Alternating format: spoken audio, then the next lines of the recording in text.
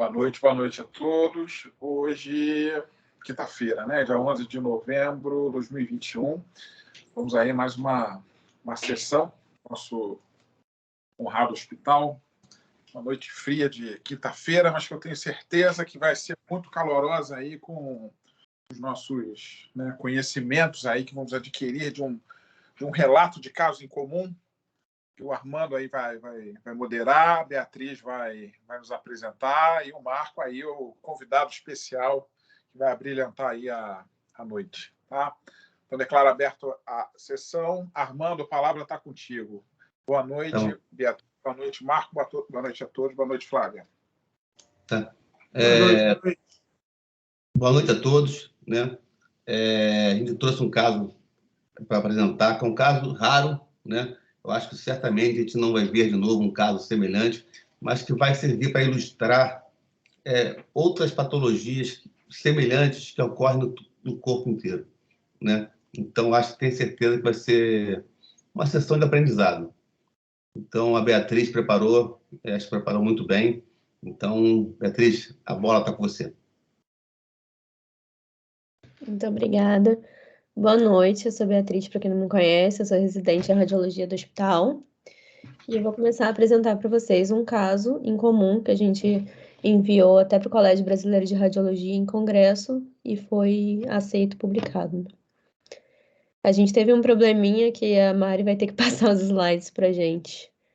Mari, pode começar. Então, iniciando o relato de caso, foi um paciente do sexo masculino de 18 anos que deu entrada no nosso pronto atendimento, referindo dor torácica de forte intensidade em arcos costais esquerdos, com irradiação para membro superior esquerdo e dor em coluna cervical há um dia. O paciente nega trauma e de história patológica pregressa, o paciente é obeso sem outras comorbidades. O paciente estava em bom estado geral, cianótico, anictérico, Glasgow 15 sem déficit motor, não tinha nenhuma alteração no exame físico, PA de 120/80, a frequência de 76, saturando a 98. Foi então solicitada uma radiografia de tórax, exames laboratoriais e prescrito analgesia para o paciente. Aí a gente vê o raio-x, né, de tórax, que a gente consegue ver os pulmões hipoexpandidos com opacidade ovalar com densidade de partes moles na região retroesternal, que só é vista na incidência em perfil, né? O que demonstra ainda mais a importância da gente sempre pedir o raio-x em PA e perfil, né? Que nesse caso só deu para ver no perfil. Pode passar, Mari. Os exames laboratoriais, o PCR para COVID foi negativo. Tinha só uma leucocitose com desvio, uma leucocitose de 16.200, um PCR de 8,1. Pode passar.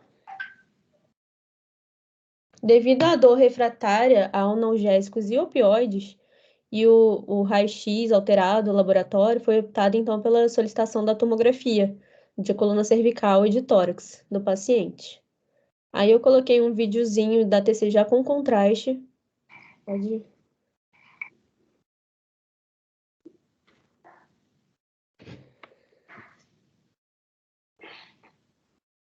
Mari, volta.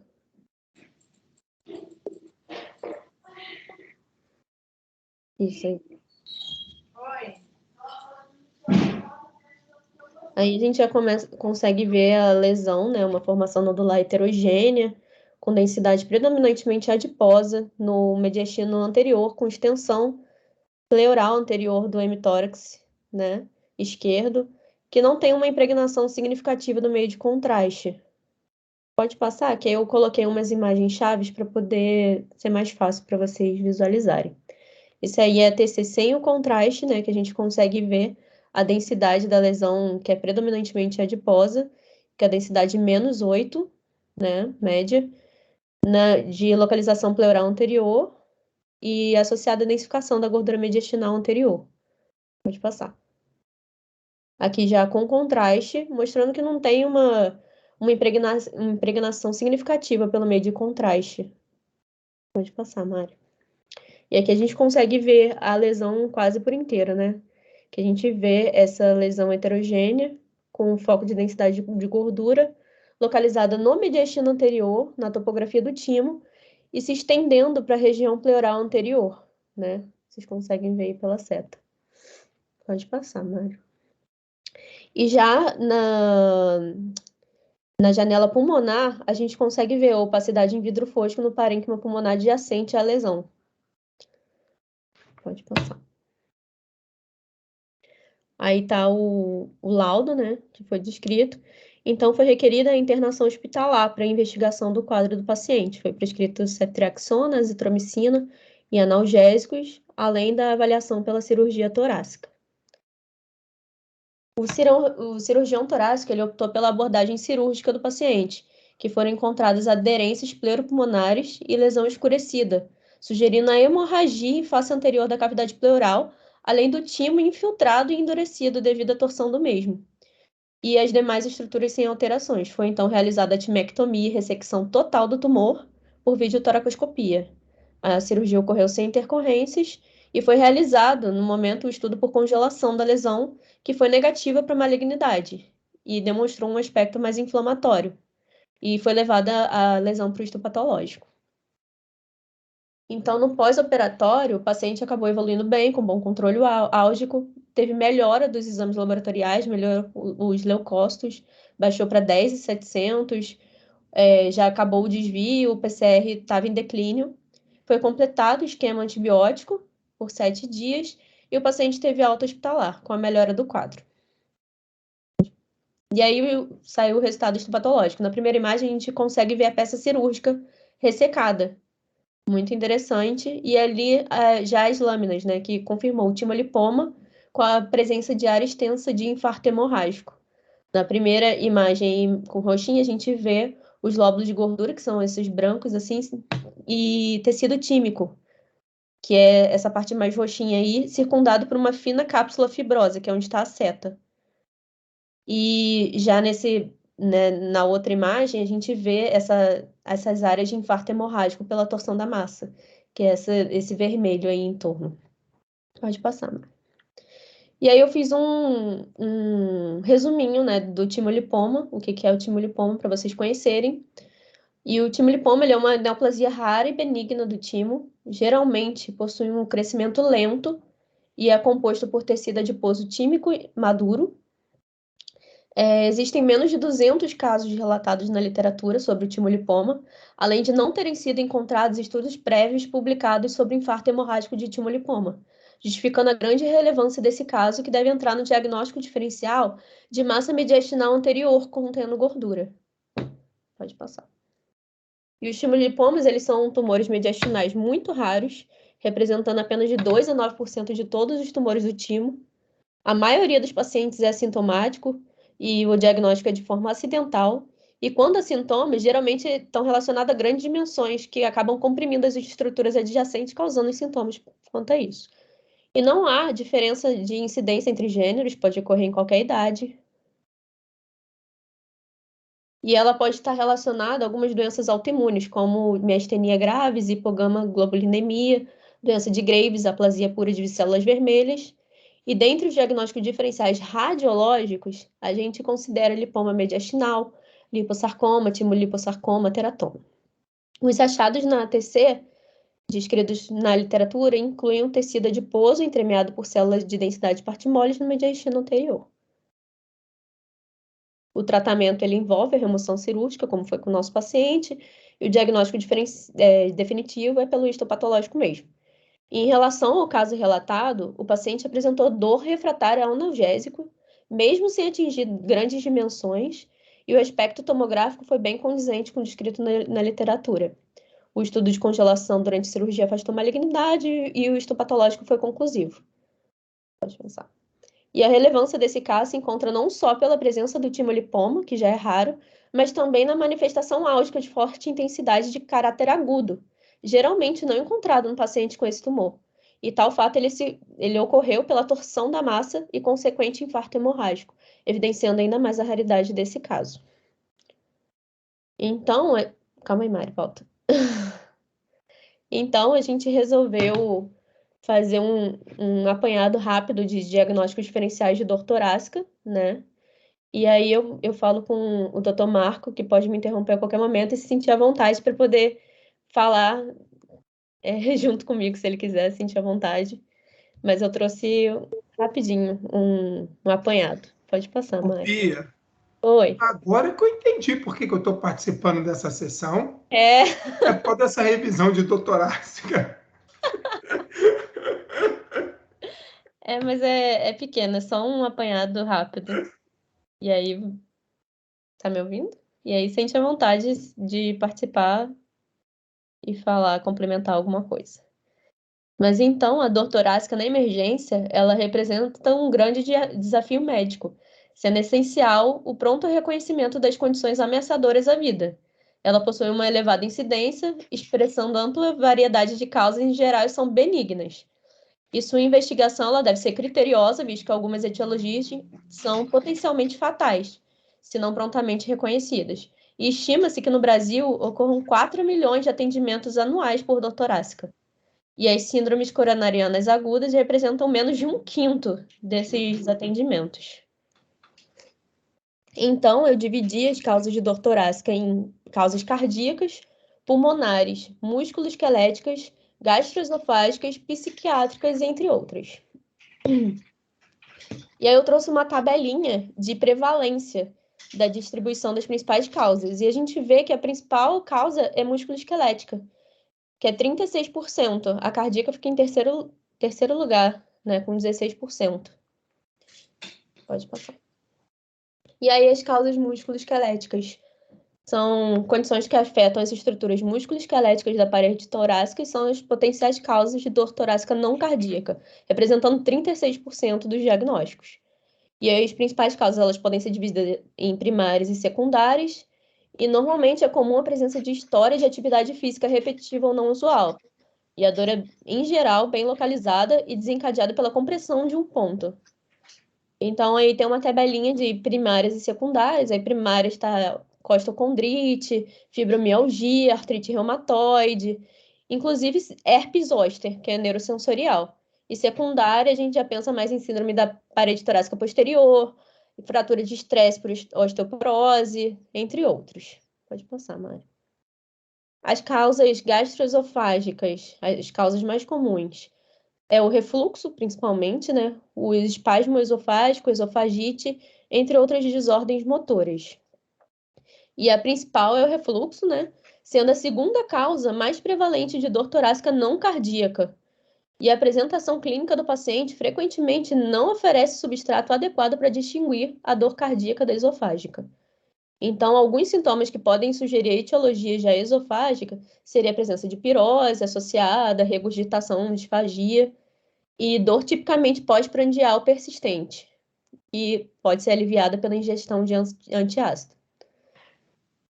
E tem as causas psicogênicas, né, que podem estar, a dor torácica ela pode estar presente na síndrome do pânico, depressão e hipocondria.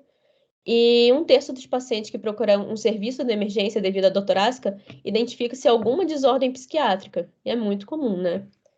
E os transtornos de ansiedade, eles podem cursar com dor torácica associada a taquicardia, hiperventilação, sudorese, palpitação, precedido por sensação de medo e apreensão. E acaba que pode alterar o eletro, né? Pela secundária hiperventilação. E acaba dificultando o diagnóstico. E aí a gente pensa em uma causa mais psicogênica em pacientes com dor precordial, com história de que várias vezes já infartou, e uma certa dissociação entre a intensidade da queixa observada, além do eletro e enzimas normais, né? E lembrar da síndrome de Munchausen que o paciente mimetiza os sintomas de doenças graves, inventando, e o mais comum é ele inventar a dor torácica. E aí as causas pulmonares, né, que a principal é TEP, que aparece em cerca de 66% dos casos de TEP a dor torácica, mas também pode ocorrer em pneumonia, pneumotórax e tumor. Pode passar.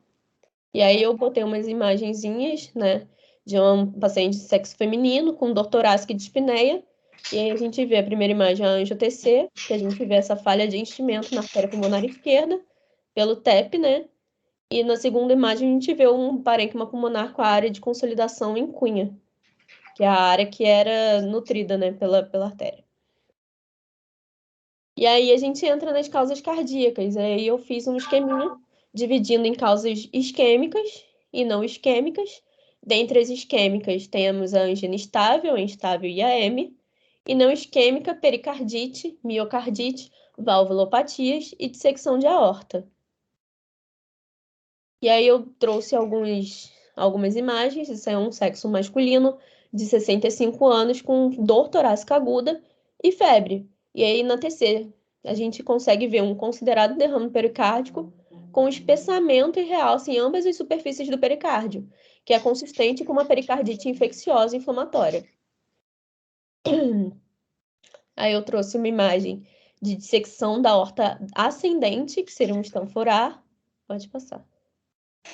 E uma de descendente, que é um Stanford B. É só descendente essa aí. A gente consegue ver a luz verdadeira e a falsa, né? A luz verdadeira é essa menorzinha, que pode ser confirmada até pela calcificação ali da parede, que ajuda a gente, né? Pode passar, Mari. E aí a gente tem outras causas.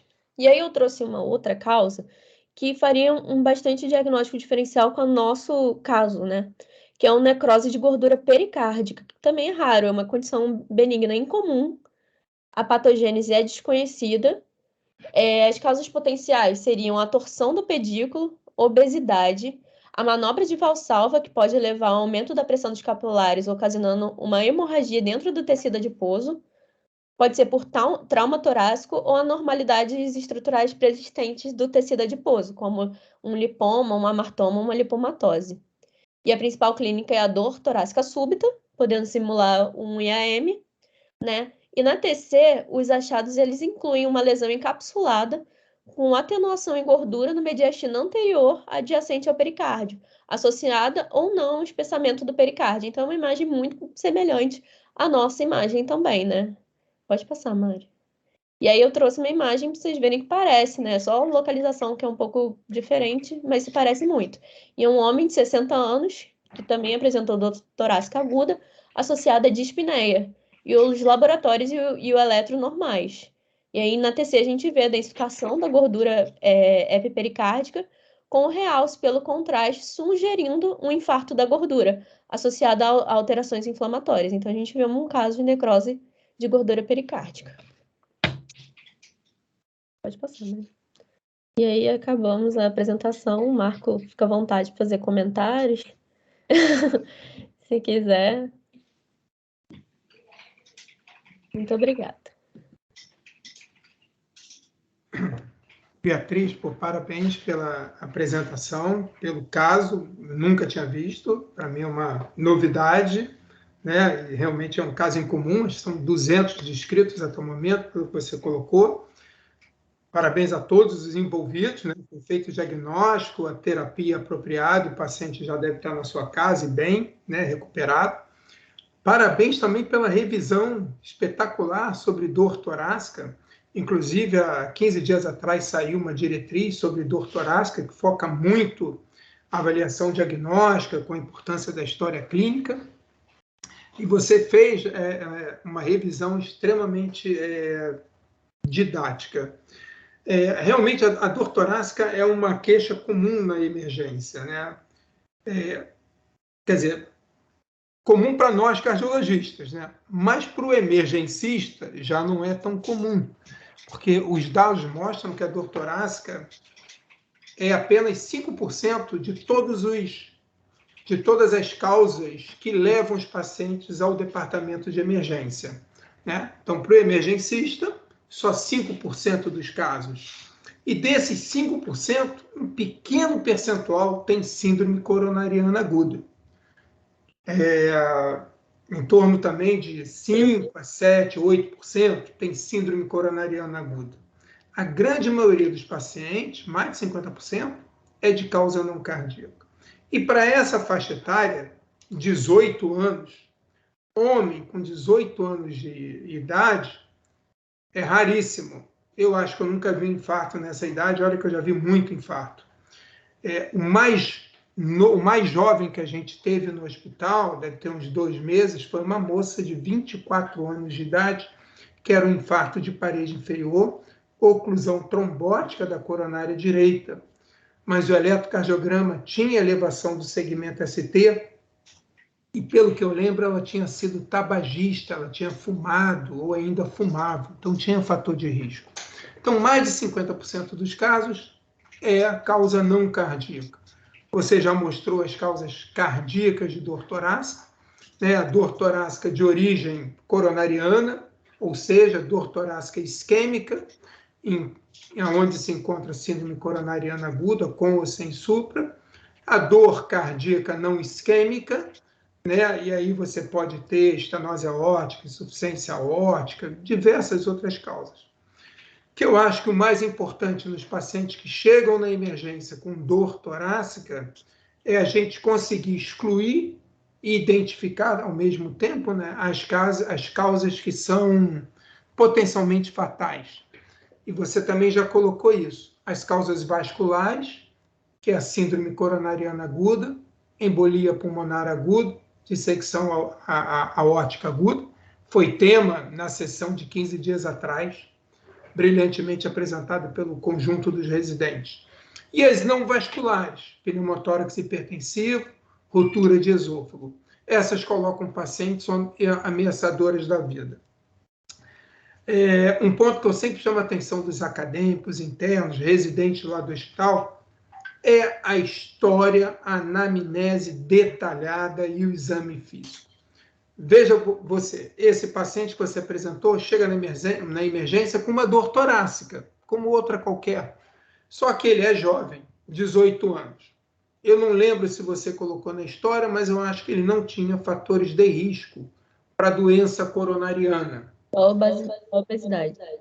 Só obesidade. Então, assim, a probabilidade desse doente ter doença arterial coronariana é extremamente baixa, né? Menor que 1%. Então, a importância da história do paciente. Segundo, é uma dor torácica, pelo que eu vi, era no braço, era no tórax, no arco costal esquerdo, não é isso? Ou direito? Eu não lembro mais, Beatriz. Esquerdo, arco costal, que radiava para as costas e o ombro, e já tinha 1 dia de duração. Então, a dor torácica de origem cardíaca e coronariana, né, a gente pensando em isquemia miocárdica, em geral, é uma dor que tem maior probabilidade de ser isquêmica, retroesternal, em aperto, pressão.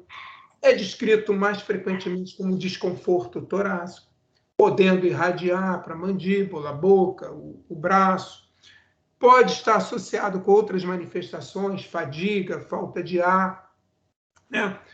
Ela não é contínua, não dura 1 dia, mais frequentemente em repouso ou com mínimo esforço. Daí a importância da gente fazer uma anamnese muito bem feita e o exame físico, né, que vai ajudar também a anamnese e o exame físico a você direcionar o teu raciocínio clínico. Se isso é síndrome coronariana aguda, se é dissecção, se é embolia pulmonar. Além disso, esse paciente nem tinha um eletrocardiograma, que é uma ferramenta muito útil. Mas se o eletro estiver normal, você não exclui uma dor torácica de origem coronariana, né? E as emergências terem os seus protocolos, né? Os seus algoritmos, em que você vai fazer uma avaliação mais extensa ou menos extensa, se você vai internar ou não vai internar um paciente, se vai ser necessário você fazer um método de imagem, uma angiotomografia de artérias coronárias ou um teste de imagem de um estresse físico ou não. E associar as troponinas de alta sensibilidade, que o nome mesmo já diz, né? Ela tem alta sensibilidade, alta especificidade, um valor preditivo muito alto, de forma que eu consigo, caso a troponina seja negativa e o paciente tenha dor já há mais de 1 hora, eu consiga encaminhar esse paciente a nível ambulatorial, dar alta rápida da emergência para esse paciente, com uma chance dele ter um evento em 30 dias, que é uma chance muito baixa, né? Então, esse caso, pela apresentação, pelas manifestações clínicas, ele não sugeria clinicamente que a dor dele era de origem cardíaca e muito menos de origem coronariana. Agora, o jovem, a gente também tem sempre que pensar em pericardite. E você mostrou um exemplo de pericardite com derrame pericárdico. Nesse momento, a gente deve ter na nossa unidade, acho que 2 ou 3 casos de pericardite aguda, sendo que uma foi até para o derrame, foi até para drenagem pericárdica no sábado. E está em investigação porque ela tem também uma eosinofilia. E a pericardite, claro, essa sim pode ocorrer em qualquer faixa etária, em jovens. Em geral, tem a história epidemiológica, né? Uma história de um resfriado, de uma gastroenterite, em até 2 semanas. Né? Mas a dor torácica tem uma característica diferente da doença isquêmica, né? Tem a sua manifestação pleurítica, piora com a respiração, piora quando o paciente se deita, melhora quando ele flete o tórax. O eletrocardiograma é bem característico, né? Ao contrário, tem muitas diferenças em relação à síndrome coronariana aguda. Então, assim, esse paciente também não tinha características de pericardite. E também, se tivesse, seria assim uma coisa, eu ia ficar extremamente impressionado. Né? E ele era um timolipoma com transformação hemorrágica. Tive que até anotar esse diagnóstico. Então, novamente, eu parabenizo vocês, realçando a importância da avaliação da dor torácica na emergência. Tá. Marcos, obrigado pela tua opinião. Estamos escutando? Né? Sempre abrilhantando nossa reunião. Esse caso, a gente achou muito interessante, porque é uma raridade da raridade. O timolipoma já é uma entidade rara. Tem 200 casos escritos na literatura. Em timolipoma com torção, é mais raro ainda. Acho que não tem muitos casos. Acho que não achou nenhum caso na literatura. A gente publicou isso lá mandou esse colégio brasileiro, foi aceito de imediato pela raridade do tema. Eu acho que interessante também que as lesões adiposas com necrose também é uma entidade que ocorre no corpo inteiro e que o diagnóstico pela radiologia é fácil, né? E diz também que geralmente são patologias que não são graves. A mais comum que a gente vê no nosso dia a dia chama-se apendicite epiploica, que simula muito a apendicite e simula muito a diverticulite, tá? E que o padrão na tomografia é clássico, você vê uma área de gordura densificada com um halo central mais com densidade, hipodenso de gordura, isso é clássico, tá? Aí tem outras patologias de necrose adiposa, com infarto mental, né? E a necrose, a liponecrose da mama, tá? São várias patologias que a gordura sofre necrose, tá? E que o padrão na tomografia, na imagem, são bem característicos e clássicos. E, nesses casos, a radiologia pode ajudar muito afirmando o diagnóstico, tá? Esse caso não, a gente já viu que não é tão raro assim, é necrose da gordura pleuropericárdica. Na minha vida, que já é bastante longa, eu vi 2 casos na minha vida, que tem o mesmo padrão, né? Uma área de gordura densificada no meio, né? E que simula muito infarto no miocárdio, simula muito alteração da dor torácica, e que na tomografia você pode afirmar. Isso é uma necrose da gordura pleuropericárdica. Tá? É rara, mas quando você vê uma vez, você nunca mais vai errar. Tá? Eu acho que, se alguém tiver alguma dúvida, quiser levantar a mão, fazer algum comentário. Vamos ver. Armando, você sabe que eu nunca vi, cara, o infarto por necrose da gordura epicárdica. Nunca vi, realmente deve ser muito raro. Olha que já vi muito paciente, né, internado com dor torácica. Mas o diagnóstico também sai pela tomografia? Sim, sim. O padrão é clássico na tomografia, né? Se a Mariane puder voltar aos exames. Vai voltando. Vai voltando, vai voltando.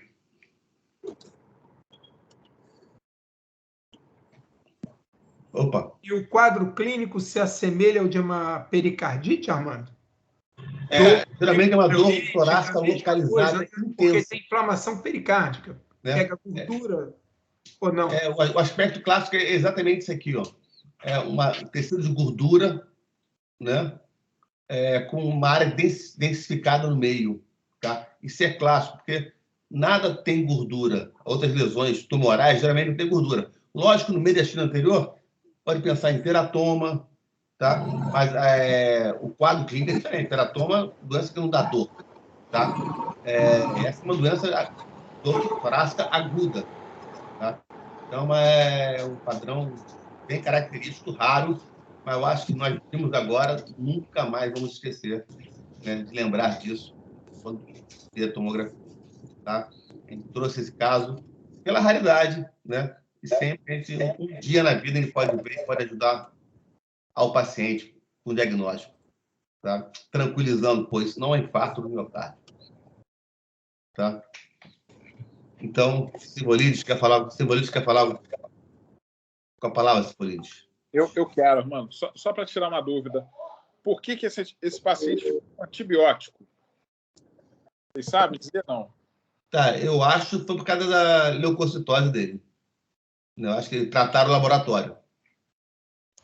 Eu também acho. Eu vi que ele teve uma PCR de 16 mil leucócitos, mas é porque não é um processo inflamatório, necrose, aí realmente eu acho que vai subir os marcadores, né, Luiz? Isso.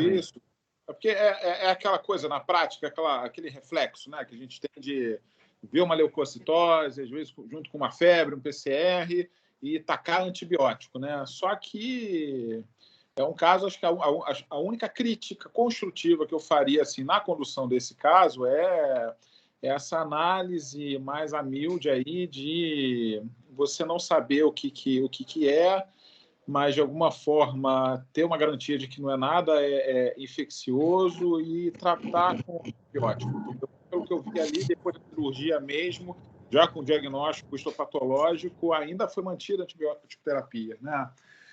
Então, assim, parabenizar aí, tá, pela apresentação, Beatriz, pela condução aí, Armando, mas, assim, já que a gente está numa sessão científica, né, uma sessão clínica aí, vale a pena também a gente destacar todas as nuances, né, inclusive de cada vez mais a gente tem batido nessa questão do uso racional aí dos antimicrobianos, né? Então, esse é um caso, é um exemplo típico aí de uma condição inflamatória, necrótica, onde a gente não vejo aí muita indicação da manutenção do antibiótico depois da cirurgia. Eu não sei, já a partir da imagem tomográfica aí, tendo certeza de que não era uma questão infecciosa, de repente pensaria na manutenção. Mas é mais difícil, né? Mas acho que depois da cirurgia, realmente, eu já teria, de alguma forma, aí levantado a questão de não manter o antibiótico, gente. Ótimo. Armando, eu só queria complementar, porque você falou no diagnóstico diferencial com infarto, né? Infarto em jovens, né? Porque ele tem 18 anos. Claro que a característica clínica dele não sugeria infarto. Só lembrar a todos que, assim, eu dei até um exemplo da menina de 24 anos. Em torno de 80%, por aí, 80%, pode chegar a 90%, depende das séries, né? Porque varia muito, mas, em geral, quando você publica um trabalho de infarto em jovens, o pessoal usa 40 a 45 anos, tem registros que colocam 55 anos. Então, engloba todo mundo. Você não vê séries de infarto com até 20 anos de idade, até 30. Né? São um número muito pequeno, por isso que vai 40, 45, 55. A principal causa de infarto até essa faixa etária, até os 55 anos, é por doença aterosclerótica. É placa. E aí a placa, rompendo placa, ruptura de placa ou erosão de placa. Só 10 a 11, 12% dos casos que é infarto sem doença aterosclerótica, ou seja, é por dissecção espontânea de artéria coronária, Aí é mais comum nas mulheres grávidas e no período pós-parto. É por vasoespasmo relacionado ao uso de drogas ilícitas ou não, tipo anfetamina, entendeu? Infarto por embolia coronariana, e aí entra a tríade de Virchow e estado hipercoagulável, embolia de trombo intracavitário, mas em geral é para mais de uma artéria coronariana, mas isso representa um percentual pequeno, né? Mesmo a gente estando em 2021, os fatores de risco da doença coronariana ainda são muito prevalentes, independente do sexo.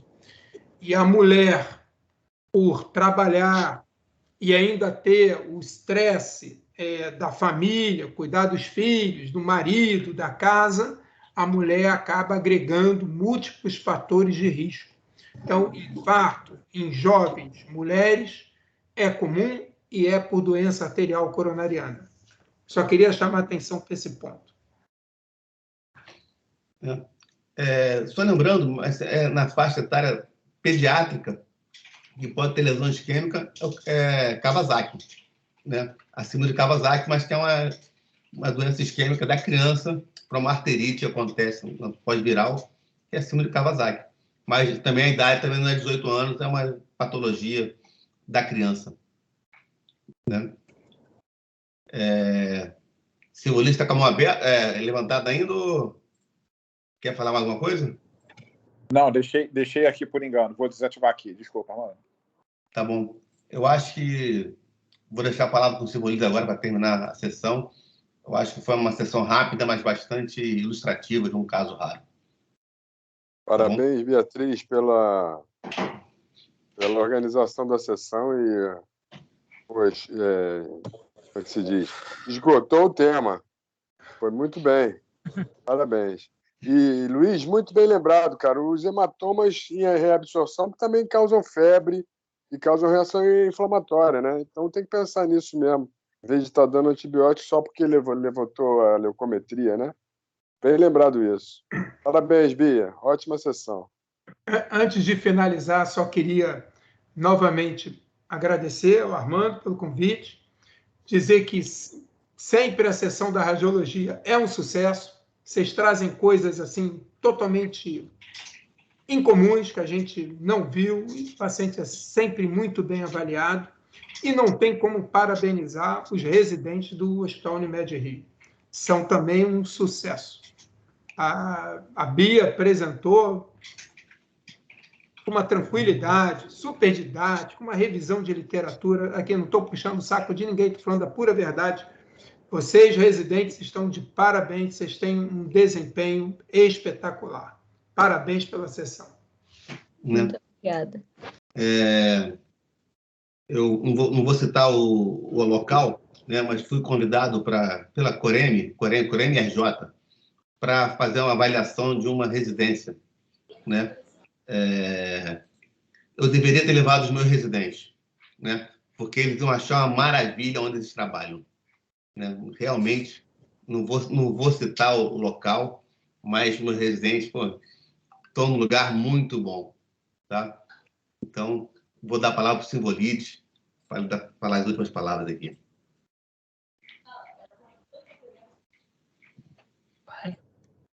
Acho que só reforçar aí, né? Que vocês todos disseram, e residência é um dos pés do nosso hospital, né? Aí foi um desenho já feito aí desde a elaboração, né, do planejamento aí do hospital. Não tem como a gente falar de assistência sem ter aí uma boa assistência, sem ter aí o ensino também, de alguma maneira, associado, tá? Beatriz, parabéns aí mais uma vez, Armando, Marcão, Ciro. Gente, boa noite. Declaro encerrada aí a sessão de hoje. Obrigado. Tá? Boa noite. Muito obrigado. Boa noite. Yeah.